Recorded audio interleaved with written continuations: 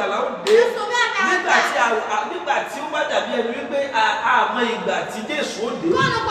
le moment où Jésus nígbà viendra, tí a kò lérò, comme nous l'espérons tí a pas, kò sì mọ ìgbà et nous ne savons pas tí le ọmọ moment Ọlọ́run máa dé, que l'enfant de Dieu tí viendra, Jésù máa dé, que Jésus kí ni viendra. nǹkan tó wáyé ká ṣe? Qu'est-ce que nous devons Nígbà tí faire? parí rẹ̀ láàárọ̀ C'est yìí. ce qu'on va clore Number avec. one, La première chose, nǹkan àkọ́kọ́ la première ni chose, mo bá sílẹ̀, être prêt. ni mo bá sílẹ̀, Être prêt. ni mo bá sílẹ̀, Être prêt. bàbá ìjọ mo bá sílẹ̀, Mais est-ce que tu es prêt? màmá ìjọ palẹ̀ Mais est-ce mọ́, que tu es prêt? ni mo bá sílẹ̀, Il faut être prêt. ni mo bá sílẹ̀, Il faut être prêt. ó yẹ ká wà ní ìmọ̀ba sílẹ̀, Il faut être prêt. ó yẹ ká múba sílẹ̀ Il faut être prêt. gẹ́gẹ́ bí ọmọ Ọlọ́run, En tant qu'enfant de ó yẹ Dieu. ká múba sílẹ̀ Il faut être prêt. gẹ́gẹ́ bí onígbàgbọ́, En tant que chrétien. ó yẹ ká múba sílẹ̀ Il faut être prêt. gẹ́gẹ́ bí ọmọ Ọlọ́run. En tant qu'enfant de Ǹjẹ́ Dieu. ò múba sílẹ̀? Est-ce que tu es prêt? Kí ni ìmúba sílẹ̀ rẹ? Quelle est ta Kí ni manière ìmúba d'être sílẹ̀ prêt? rẹ? Quelle est ta manière Kí d'être ni prêt? ìmúba sílẹ̀ Quelle est rẹ ta manière d'être gẹ́gẹ́ prêt? bí ọmọ Ọlọ́run? En tant qu'enfant de Nǹkan Dieu. àkọ́kọ́ nìyẹn o. La première Ǹjẹ́ ò chose. múba sílẹ̀? Est-ce que tu es prêt? Ìwé Ìfihàn Révélation, orí kejìléníogún, verset 28, orí kejìléníogún, verset 22, ẹsẹ̀ kẹrìnlá verset 4, verset 14, sí ẹsẹ̀ kẹẹ̀ẹ́dógún. au verset Ó wí 15. pé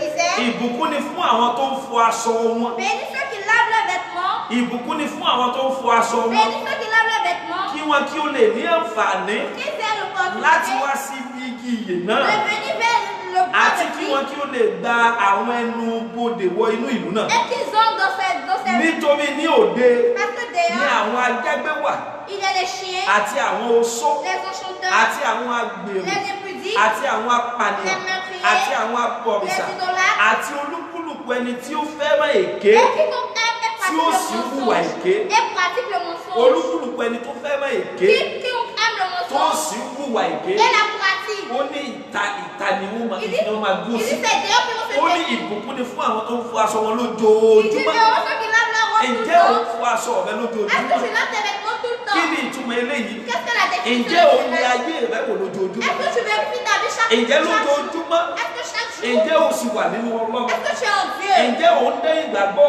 rẹ wò? Est-ce que tu vérifies ta Wípé ní foi? olótìtọ́ àti òdodo, Que mo sì wà véritablement, nínú je Ọlọ́run. suis dans Mo le sì wà Seigneur. nínú Je Ọlọ́run. suis dans le Màmá Seigneur. nǹkan àkọ́kọ́, Mais la première bàbá chose, nǹkan àkọ́kọ́ mais la tí première a gbọ́dọ̀ chose, ṣe, nous devons faire tí a gbọ́dọ̀ ṣe Nous devons faire gẹ́gẹ́ bí ẹni tí ó ń retí bíbọ̀ olùgbàlà. comme celui qui espère la Ẹja venue wà du ní Sauveur. ìmúra sílẹ̀. Il faut que nous soyons prêts. Ẹja wà ní ìmúra Il faut sílẹ̀. que nous soyons prêts. Ẹja máa palẹ̀ mọ́ Il lójoojúmọ́. faut être prêt. Ẹni tó bá palẹ̀ mọ́ lójoojúmọ́ Celui qui s'arrange tout le kò temps, ní gbé ìgbé ayé ìṣòdodo. il ne va pas vivre une vie de Gẹ́gẹ́ mensonge. bí orí ọ̀rọ̀ ilé ẹ̀kọ́ ọjọ́ ìsinmi wa tòní. Comme que le thème de notre école de Wípé dimanche, Ọlọ́run wa onídàájọ́ òdodo. notre Dieu est un Dieu de Na vérité. ẹnikẹ́ni tó bá múra sílẹ̀ Celui qui est prêt fún bíbọ̀ Jésù. pour la venue de Ẹni Jésus, tó bá múra sílẹ̀ celui qui s'arrange, tí ò mọ̀ gbà tí ọkọ ìyàwó qui dé. ne sait pas quand le premier Nǹkan va. àkọ́kọ́ ni pé La première chose est yóò que yóò mọ palẹ̀ ara rẹ̀ il mọ́. va s'arranger. Kò ní sọ pé màá lọ dẹ́ṣẹ̀ díẹ̀ Il ne va lónìí. pas dire je vais pécher plus Màá aujourd'hui. padà.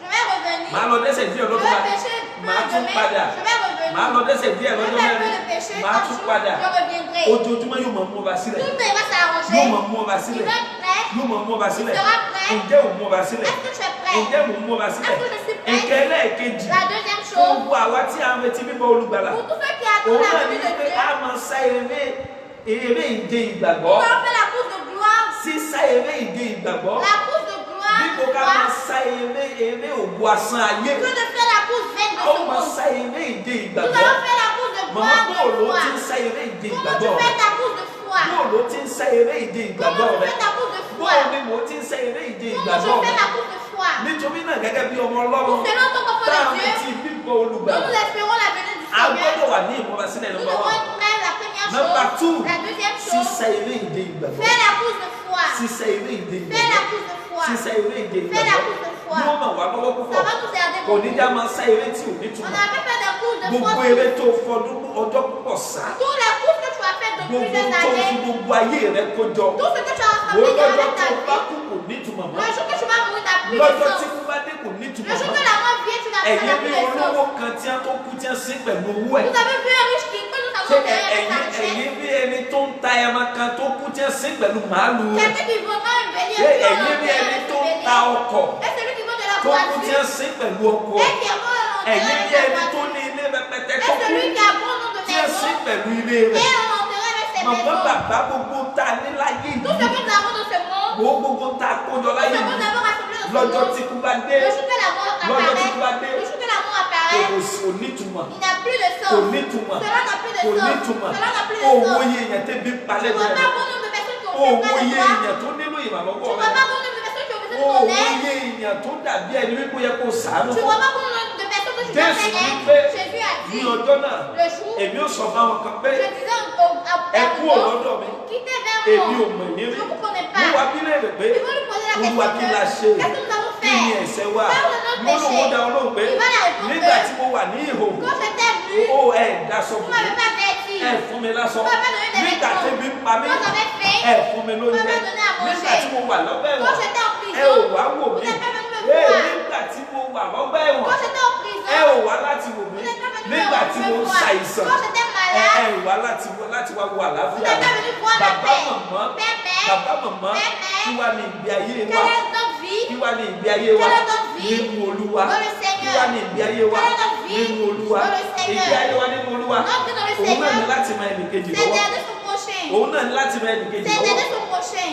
ẹlẹ́ẹ̀kẹta La troisième, dídúró lórí ẹsẹ̀ wa se tenir ferme à nos àwọn ẹni pieds. tí Jésù bá tí ń bá dúró lórí ẹsẹ̀ Ceux wọn que Jésus va trouver qui sont fermes à leurs pieds. àwọn ẹni tí Jésù bá tí ń bá dúró lórí ẹsẹ̀ Ceux que wọn Jésus va les trouver qui sont àwọn fermes à ẹni leurs tí pieds. wọn ò yí padà kúrò nínú ìgbàgbọ́ Ceux qui ne sont pas quittés dans la foi, sínú ìdìbàjẹ́ ayé dans les mauvaises choses du monde, àwọn yẹn c'est ces ni wọ́n bá personnes Jésù jọba qui vont régner avec àwọn yẹn ló máa bá Jésù C'est nous jọba qui vont régner avec Ẹ, Jésus. kí ni ìdúró rẹ gan Quelle est ta kí fermeté? ni ìdúró rẹ Quelle est ta bó o ní fermeté? ìdúró rẹ ti rí Comment tu es bó ferme? jẹ ìdúró rẹ wò Regarde ta ṣé fermeté. inú Ọlọ́run ló sì wà Est-ce que tu es dans le ṣé inú Seigneur? Ọlọ́run ló sì Est-ce wà que tu es dans le ṣé inú Seigneur? Ọlọ́run ló Est-ce sì que wà tu es dans le kí ni Seigneur? ìdúró rẹ Quelle est ta kí ni fermeté? ìdúró rẹ Quelle est ta kí ni fermeté? ìdúró rẹ Quelle est ta lónìí fermeté? ẹjẹ wo ẹni tó wà lẹ́gbẹ̀ẹ́ wa Aujourd'hui, regardez ceux qui sont à nos ẹjẹ amis. ràn wọ́n lọ́wọ́ Il faut les aider. àwọn tá a bá kíyèsí pé Ceux que tu vois wọ́n wá que sí ilé Ọlọ́run ils viennent à l'église, ṣùgbọ́n ìdúró wọn ètí tó mais leur fermeté n'est ẹjẹ pas ràn bonne. wọ́n lọ́wọ́ Il faut les aider. ẹjẹ ràn wọ́n Il lọ́wọ́ faut les aider. nínú àdúrà Dans la prière, nínú ìgbaniníyànjú dans les exhortations, láti jẹ́ kí wọ́n tún ìdúró wọn ṣe de refaire les fermetés. láti jẹ́ kí wọ́n tún ìdúró wọn D'être ṣe une arrêté. ó ní bí ìdájọ́ bá ti ọ̀dọ̀ wa Il bẹ̀rẹ̀ dit si le jugement commence vers ó nous, ní bó ni ó ti rí náà et comment ça sera? bó ni ó ti rí náà Comment sera-t-il? ìdájọ́ bẹ̀rẹ̀ Le jugement látòrí commencera pẹpẹ de l'autel, látòrí pẹpẹ de l'autel, látòrí pẹpẹ de l'autel, tó fi dé ọ̀dọ̀ àwọn ọmọ Ọlọ́run jusqu'aux enfants tó de fi Dieu, dé ọ̀dọ̀ àwọn ọmọ Ọlọ́run jusque vers les àwọn enfants tó de Dieu. jẹ́ kèfèrí Ceux qui sont païens, Ọlọ́run ti mọ̀ pé kèfèrí ni Dieu wọ́n met ceux qui sont kí wọ́n païens. bá fà ní ìwọ tó pé bẹ́ẹ̀ lọ́mọ Mais Ọlọ́run pourquoi toi, mais que tu ó t'appelles pé bá enfant de abẹ Dieu? ní Tu pásítọ̀ t'appelles ó pasteur. lẹ́mí ìdáríjì Tu t'appelles l'esprit de pardon. ó pé bá abẹ ní Tu pásítọ̀ t'appelles ó pasteur. pé bá abẹ ní Tu wòlíì t'appelles prophète. ó pé bá abẹ ní wòlíì Tu t'appelles ó prophète. lẹ́mí Tu ìdáríjì t'appelles l'esprit de tó o bá pardon. wo ẹlòmíì Quand tu regardes wàá wò certains, bí kó kú dànù tu le regardes comme s'il wàá devait wò bí mourir. kó sánkú Tu le dànù regardes comme s'il kí devait wàá mourir. láǹfààní Quelle est ẹgbọ́n tí l'autorité? mo sọ Écoutez ó la ní Bible ẹbí dáríjì dit gẹ́gẹ́ bí pardonner. bàbá yín ti ń dáríjì Quand mon père vous ó ní ẹni pardonne, tí ò bá dáríjì celui qui ne ó ní pardonne bàbá pas, mi ti ń bẹ lọ́run kò lè mon père dáríjì qui est dans les cieux ne peut pas le pardonner aussi. nítorí náà Pour cela, kí wàá láǹfààní quel est le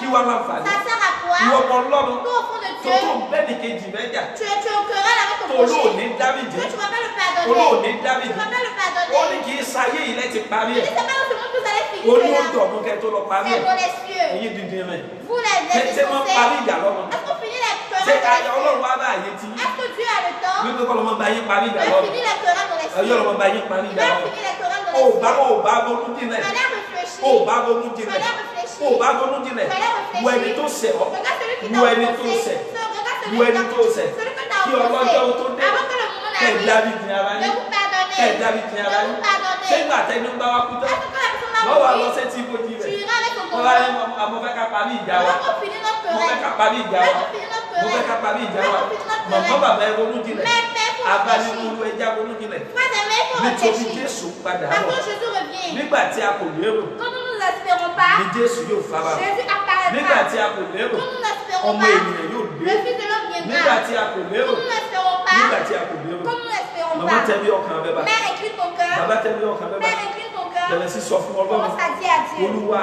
Seigneur, Olúwa Seigneur, dá mi padà sọ́dọ̀ rẹ renvoie-moi vers toi. dá mi padà sọ́dọ̀ rẹ Renvoie-moi vers toi. dá mi padà sọ́dọ̀ rẹ Renvoie-moi vers toi. dá mi padà sọ́dọ̀ rẹ Renvoie-moi vers toi. dá mi padà sọ́dọ̀ rẹ Renvoie-moi vers toi. bí a ti lọ mú gbogbo wá sí ìparí Donc nous allons clore a ó toute kọ chose nínú orin ní 2:14 dans le cantique padà sáko 214. sí ilé rẹ Reviens Bẹ̀rẹ̀ sí chez sọ toi. fún Ọlọ́run. Commence à dire à Dieu.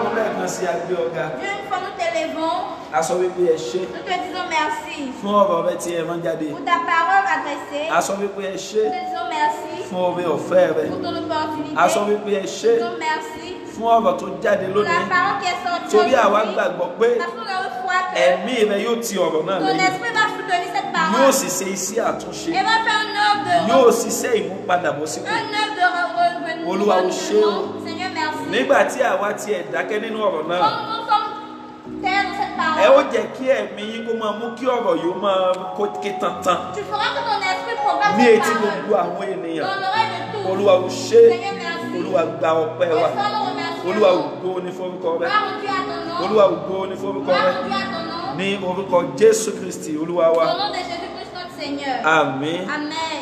Lẹ́ẹ̀kan sí a kí ẹnì kọ̀ọ̀kan wa. Une fois nous saluons tous. Kó tó di pé a ó fi dùrù kásẹ̀ gbogbo ẹ̀ nílẹ̀. Avant de tout finir avec A kí gbogbo ẹ̀yin ọmọ Ọlọ́run. nous saluons tous les fidèles de Gbogbo ẹ̀yin Dieu. tẹ́ ń wò wá láti ibi gbogbo. Tous ceux qui nous regardent Bákan partout. náà gbogbo ẹ̀yin tí ẹ jẹ́ ọmọ ìjọ yìí. Tous les fidèles de cette Gbogbo église. yín pátá ni a kí. Nous vous saluons tous. Gẹ́gẹ́ bá a ti sọ lẹ́ẹ̀kan Donc nous avons pé dit láti ìsinmi tá auparavant, a wà yìí à partir de ce láti dimanche, ní ètò ẹ̀ka ojúlé dé ojúlé. nous avons partagé le ministère de maison en Nítorí maison. náà àwọn gbogbo ẹ̀yin ọmọ Ọlọ́run. Pour cela, nous implorons tous les Eléyìí tó enfants de dàbí ẹni Dieu, wípé kíyèsí wípé ẹ̀ka ojúlé tiyín dont vous verrez que votre programme de gẹ́gẹ́ maison bá en a ti ṣe maison, ìfilọ̀ rẹ̀. tel que nous avons fait Wípé cette àwọn annonce, tí wọ́n jẹ́ olùkọ́ ilé ẹ̀kọ́ ọjọ́ ìsinmi. ceux qui sont les élèves, Àwọn náà ni wọ́n bójútó àwọn ẹ̀ka kọ̀ọ̀kan. ils vont veiller à tous Àwa tá a bá ces kíyèsí branches. wípé a ò rí olùkọ́ kankan lọ́dọ̀ wa lónìí. Ceux qui ne voient aucun moniteur, Ẹ jẹ́ kí a jó di mímọ̀ fún wa. il faut nous faire savoir Kí a cela lè tètè ṣe àtúnṣe. avant de faire vite Yóò dára réparation. fún wa. Nous sommes bénis. Mo ní yóò dára fún wa. Nous sommes bénis. Títí di àkókò yìí, Jusqu'à cet instant, a ò tí ì gbọ́ ìkéde kankan nous n'avons rien encore láti entendu ọ̀dọ̀ ìjọba